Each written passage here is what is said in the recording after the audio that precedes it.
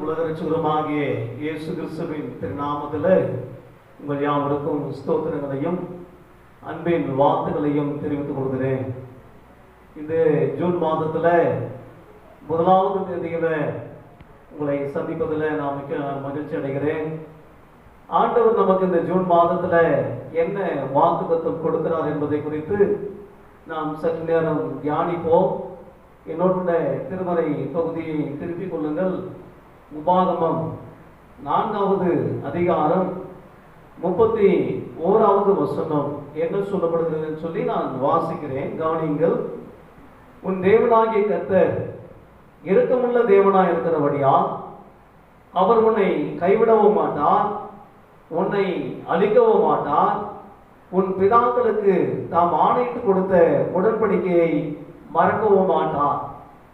இங்கு ஆண்டவர் நமக்கு இந்த 3 காரியங்களை நமக்கு வெளிப்படுத்துகிறார். இந்த உபாகம புஸ்தகத்துல நாம் சிந்திக்கும் பொழுது முதலாவது என்ன சொல்லுகிறான்னு சொன்னால், உன் தேவனாகிய கர்த்தர் இரக்கமுள்ள தேவனாய் இருக்கிறபடியா. இந்த ஜூன் மாதத்துல ஆண்டவர் நமக்கு இப்படியாய் வாக்குத்தத்தம் பண்ணுகிறார். முதலாவது, உன் தேவனாகிய கர்த்தர் இரக்கமுள்ளவராய் இருக்கிறார். நம்முடைய ஆண்டவர் இரக்கமுள்ளவர், அவர் தயவுள்ளவர், இரக்கத்துல அவர் ஐஸ்வர்யம் இருக்கிறார். இன்றைக்கு மனிதன் காட்டுகிற இரக்கம் வேறு, தேவன் காட்டுகிற இரக்கத்துக்கு வேறு. இப்படிப்பட்ட இரக்கம் உள்ளவராய் இருக்கிறார். இந்த வேதத்துல நீங்கள் தியானித்து பார்ப்பீர்கள் சொன்னால், ஆண்டவர் அநேக ஸ்தலங்களில அநேகருக்கு இரக்கங்களை காட்டுகிறார். கண் பார்வை இல்லாதவர்களுக்கு பார்வையை கொடுக்கிறார், காது கேட்காதவர்களுக்கு காது கேட்கும்படி செய்கிறார். இப்படிப்பட்ட அற்புதங்களையும் அதிசயங்களையும் அவர் செய்து முடிக்கிறார்.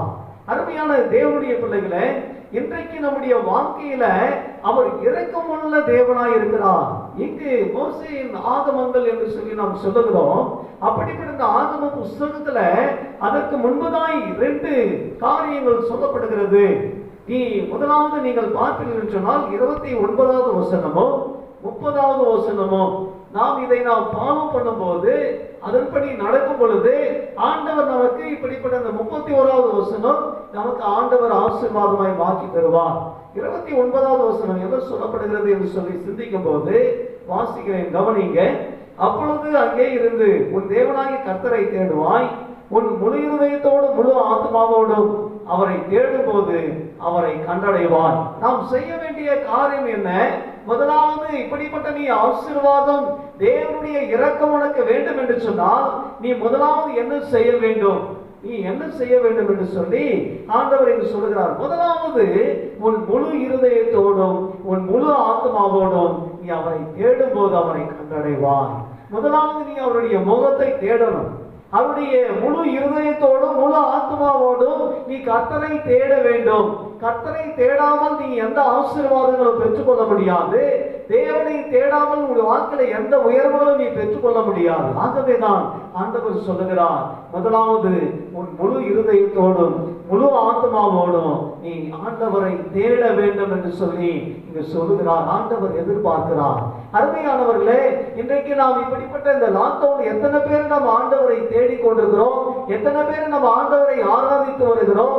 எத்தனை பேர் ஆண்டுடைய சமூகத்துல அநேக நேரங்களில் நாம் ஜெபித்து வருகிறோம்? யோசித்து பாருங்களேன்.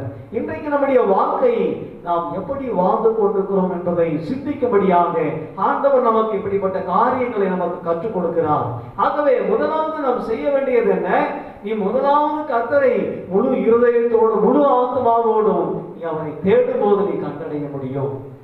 முழு இருதயத்தோடு தேடும். ஏதோ பெயர் அளவுக்கோ அல்லது போதகர் சொன்னதற்காகவும் நாம் தேடக்கூடாது. கர்த்தரை தேடும் போது முழு இருதயத்தோடு முழு ஆத்மாவோடு கூட நாம் தேட வேண்டும்.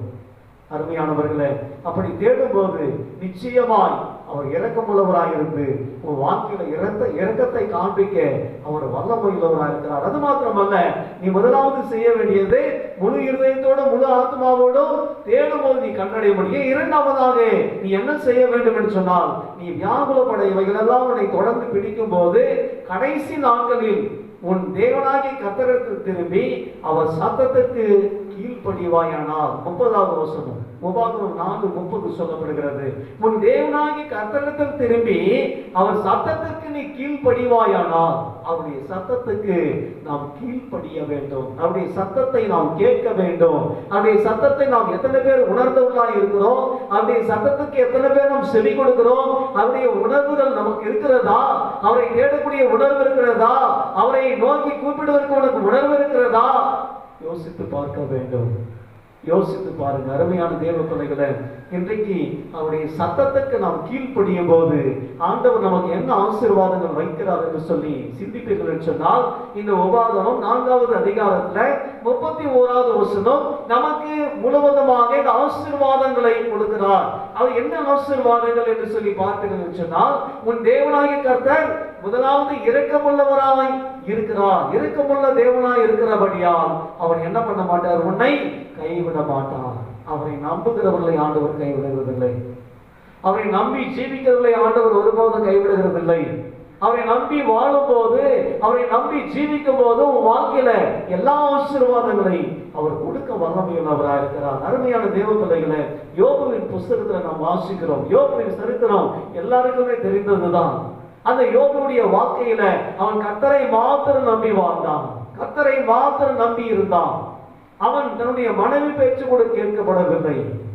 அவன் தன்னுடைய மனைவி திட்டினா கூட அதை கேட்கவில்லை. அவன் சொன்ன ஒரே ஒரு காரியம், எல்லாவற்றையும் கர்த்தர் கொடுத்தா கர்த்தர் எடுத்தார், கர்த்தருடைய நாமத்துக்கு ஸ்தோத்திரம் என்று சொன்னான். காரணம், அவன் கடவுள் மேல் இருந்த ஒரு பக்தி, கடவுள் மேல் இருந்த ஒரு பக்தி மாத்திரம் அல்ல, கடவுளுக்கு பயந்த ஒரு மனுஷன், கடவுளை நம்பி வாழக்கூடிய ஒரு மனுஷன். ஆகவே ஆண்டவருடைய வாழ்க்கையில ஒரு இரட்டத்தனையான ஆசீர்வாதத்தை கொடுக்கிறார். ஏனென்று சொன்னால், அந்த ஒரு இரக்கமுள்ள ஆண்டவர், அவர் இரக்கத்தை காண்பிக்கிறவர், அவர் இரக்கத்தில் ஐஸ்வர்யம் உள்ளவர். ஆகவே அந்த இரக்கமுள்ள ஆண்டவர் அவர் உன்னோடு கூட இருக்கிறார். உன் வாழ்க்கையில இரக்கத்தை காட்ட முடியும். உன் வாழ்க்கையில உனக்கு இரக்கத்தை அவர் காண்பிக்க முடியும். நீ அதற்கு நீ செய்ய வேண்டியது என்ன? முதலாவது முழு இருதயத்தோடும் முழு ஆத்மாவோடும் அவரை நீ தேட வேண்டும். இரண்டாவது, நீ அவரை என்ன பண்ண வேண்டும்? 30வது வசனம் சொல்லப்படுகிறது, அவருடைய சத்தத்திற்கு நீ கீழ்ப்படிய வேண்டும். ஆபிரகாம் அப்படிதான் செய்தார். தன்னுடைய வாழ்க்கையில அந்த கீழ்ப்படிதல், அவன் ஆண்டவர் அழைத்த போது அவன் போகிற இடம் என்னதென்று அறியாமல் இருந்தான் என்று சொல்லி வேதம் சொல்லுகிறது. அவன் போகிற இடம் எங்கன்னு சொல்லி தெரியல, அவன் பாட்டுக்கு போயிட்டே இருந்தான். இன்னைக்கு ஆண்டவர் கூப்பிடுவார் என்று சொன்னால், ஆண்டவர்களை அழைப்பார் என்று சொன்னால், அவருடைய சத்தத்துக்கு நீ அப்படி போக முடியுமா? யோசித்து பார்க்க வேண்டும் அருமையான தேவ பிள்ளைகளே. அப்படி முதலாவது அவர் இரக்கத்துல ஐஸ்வர்யம் உள்ளவர். ஆகவேதான் ஆண்டவர் சொல்றாரு, இந்த ஜூன் மாதத்துல நம்ம வாக்குத்தத்தம் பண்ணுகிறாரு, உன் தேவனாகிய கர்த்தர் இரக்கமுள்ள தேவனாய் இருக்கிறபடியா அவர் உன்னை கைவிட மாட்டார், உன்னை கைவிட மாட்டார். அவர் உன்னோடு கூட இருக்கிறார், உன்னை விட்டு விலக மாட்டார். அவர் உன்னோடு கூட ஜீவித்துக் கொண்டிருக்கிறார். இன்றைக்கும் அவர் ஜீவித்துக் கொண்டிருக்கிறார். அவர் பரிசுத்தமுள்ள ஆண்டவர், அவர் ஜீவனுள்ள தேவன் என்பதை விசுவாசிக்கும் போது பாருங்க, முதலாவது என்ன சொல்றாரு? உன் தேவனாகிய கர்த்தர் இரக்கமுள்ள தேவனாய் இருக்கிறபடியால் அவர் உன்னை கைவிட மாட்டார். முதலாவது காரியம், உன்னை கைவிடுவது கிடையாது. காரணம், அவர் இரக்கமுள்ளவராய் இருக்கிறபடியால அவர் இரக்கத்தை காண்பிக்கிற ஆண்டவர், அவர் இரக்கத்தில் ஐஸ்வர்யம் உள்ளவர். ஆகவேதான் அவர் நம்மை கைவிடுவது கிடையாது. ஒருவேளை இந்த கைவிடப்பட்ட ஒரு சூழ்நிலை உனக்கு வந்திருக்கலாம், ஒரு கைவிடப்பட்ட நிலையில நீ காணப்பட்டு கொண்டிருக்கலாம், கைவிடப்பட்ட நிலையில நீ தவித்துக் கொண்டிருக்கலாம். ஆனால் என் தேவன் ஒருபோதும் உன்னை திக்கட்டுக்குள்ளாக விடுவது கிடையாது. அதுதான் ஆகவேதான் சொல்லுகிறது யோவான் 14வது அதிகாரத்தில் நாம் வாசிக்கிறோம், நான் உங்களை திக்கட்டுள்ளாக விடேன் என்று சொல்லுகிறார். அவர் உங்களை திக்கட்டுள்ளாக விடுவது கிடையாது. அவர் திக்கட்டுள்ளாய் ஒருபோதும் உன்னை கைவிட மாட்டார். அவர் உன்னை நேசிக்கிறவர், அவர் உன்னிடத்தில் அன்பு செலுத்துகிறவர். ஆகவேதான் முதலாவது அவர் நம்மை கைவிட மாட்டார். இரண்டாவது காரியம், அதே 31வது வசனத்தில் சொல்லப்படுகிறது, உன்னை அழிக்கவும் மாட்டார். முதலாவது அவர் உன்னை கைவிட மாட்டார், இரண்டாவது உன்னை அழிக்கவும் மாட்டார். உன்னை அழிப்பதற்காக ஆண்டவர் படைக்க விரும்பவில்லை. இன்னைக்கு நாம் நினைத்துக் கொண்டிருக்கலாம், அவர் தான் நம்ம அழிக்கிறாரு, அவர் தான் நமக்கு இப்படி எல்லாம் செய்கிறாரு. சில வேளையில சில காரியங்களை ஆண்டவர் அனுமதிக்கிறார். அது ஏன் என்று சொன்னால், நம்முடைய கீழ்ப்படியாமையினால, நாம் அவருடைய வார்த்தைக்கு செவி சாய்க்காத போது ஆண்டவர் சில காரியங்களை உன் வாழ்க்கையில என் வாழ்க்கையில அனுமதிப்பார். அதற்கு நாம் கீழ்ப்படியாம இருப்போம் என்று சொன்னால் நிச்சயமாய் சில காரியங்களை ஆண்டவர் அனுமதிப்பார். அருமையான தேவ பிள்ளைகளே, இன்றைக்கு நம்முடைய வாழ்க்கையில அவர் என்ன பண்ண மாட்டார்? நம்ம முதலாவது காரியம் 31 சொல்லப்படுகிறது, உன்னை கைவிட மாட்டார். இரண்டாவது, உன்னை அழிக்கவும் மாட்டார். அவர் படைப்பதின் ஒரு நோக்கம் என்ன தெரியுங்களா? என் பிள்ளைகள் எல்லாரும் சந்தோஷமா இருக்க வேண்டும், என் பிள்ளைகள் யாரும் சமாதானமா இருக்க வேண்டும், என் பிள்ளைகள் எல்லாரும் நன்றாக இருக்க வேண்டும் என்று சொல்லிதான் ஆண்டவர் விரும்புகிறார். ஆனால் அதற்கு நாம் மாறாக நாம் செயல்பட்டு கொண்டிருக்கிறோம். அதற்கு மாறாக நாம் செயல்படும் போது நிச்சயமாய் நம்முடைய வாழ்வு அழிவுக்குரியதாய் மாறுகிறது. ஆகவே அருமையான தேவ பிள்ளைகளே, இன்றைக்கு ஆதாமை ஏவாளை ஆண்டவர் உருவாக்கி நல்ல ஒரு தோட்டத்தை ஆண்டவர் கொடுத்து அந்த தோட்டத்துல அமர செய்தார். அந்த தோட்டத்துல ஆண்டவர் நீ சந்தோஷமா இருக்க வேண்டும் என்று சொல்லி விரும்பினார். அவன் கீழ்ப்படியாமையினாலே பாவத்துக்குள்ளாக வீழ்ந்து போனார்கள். பாவத்துக்குள்ளாய் வீழ்ந்த போது கீழ்ப்படியாமையினால போனதுனால இன்றைக்கு அப்படிப்பட்ட ஒரு சாபத்தை அவன் பெற்றுக்கொண்டான். இன்னைக்கு மனித வர்க்கமே சாபமாயிற்றே. அருமையான தேவ பிள்ளைகளே, இரண்டாவது, ஆண்டவர் நம்மை அழிப்பதற்காக படைக்கவில்லை, உன்னை ஆளுகை செய்வதற்காக, உன்னை வேறு விதமாய் பயன்படுத்துவதற்காக, உன்னை மேன்மைப்படுத்துவதற்காக, உன்னை உயர்த்துவதற்காக, நீ ஆசீர்வாதமாய் இருப்பதற்காக தான் ஆண்டவர் இந்த பூலோகத்தில் உன்னை படைத்திருக்கிறார். அவர் அழிப்பதற்காக அல்ல. ஆகவேதான் ஆண்டவருடைய வார்த்தை சொல்லுகிறது, இந்த மாதத்துல உன் வாழ்க்கையில எந்தவித சேதமும் கிடையாது, உன் வாழ்க்கையில அழிவு கிடையாது, உன் வாழ்க்கையில உன்னை மேன்மைப்படுத்துவதற்காக தான் ஆண்டவர் வைத்திருக்கிறார். ஏன் எனக்கு இவ்வளவு சோதனை, ஏன் எனக்கு இவ்வளவு கஷ்டம், ஏன் எனக்கு இவ்வளவு கண்ணீர், என் வாழ்க்கையில மாத்திரமா இப்படி நடக்குமா என்று சொல்லி சிந்தித்து கொண்டிருக்கிறாயா? ஆண்டவர் உன்னை மாற்றுவார். உன் வாழ்க்கையில அழிவை நீ காணாது இருப்பாய். உன் வாழ்க்கையில் அழிவு என்பது கிடையாது. உன்னை அழிப்பதற்காக ஆண்டவர் படைக்கவில்லை, அதை மாத்திரம் நினைவில் கொள்ள வேண்டும். ஆகவே இங்கு 31வது வசனம் ஆண்டவர் நம்ம கொடுத்திருக்கிற வாக்குத்தத்தம். இந்த மாதத்துல முதலாவது, தேவனாகிய கர்த்தர் இரக்கமுள்ள தேவனாக இருக்கிறபடியால அவர் உன்னை கைவிட மாட்டார். இரண்டாவது, உன்னை அழிக்கவும் மாட்டார். மூன்றாவதாக, உன் பிதாக்களுக்கு தாம் ஆணையிட்டு கொடுத்த உடன்படிக்கையை மறக்கவும் மாட்டார்.